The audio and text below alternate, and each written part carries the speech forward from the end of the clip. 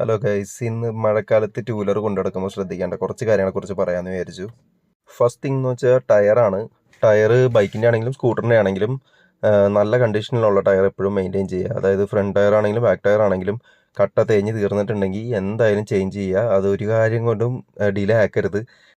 Maximum പുതിയ tyre തന്നെ വാങ്ങിയിടുക. നല്ല ബ്രാൻഡിൻ്റെ നല്ല ടയർ തന്നെ പുതിയത് മേടിച്ചിടുക.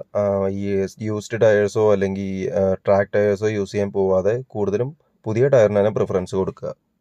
പിന്നെ അതുപോലെ തന്നെ കേബിളുകളെല്ലാം ചെക്ക് ചെയ്യുക. ക്ലച്ച് കേബിൾ, ആക്സിലേറ്റർ കേബിൾ, അതുപോലെ ബ്രേക്ക് കേബിൾ, അങ്ങനെയുള്ള കേബിളുകളെല്ലാം ചെക്ക് ചെയ്യുക. കംപ്ലൈൻറ്റ് ഉണ്ടെങ്കിൽ റീപ്ലേസ് ചെയ്യുക.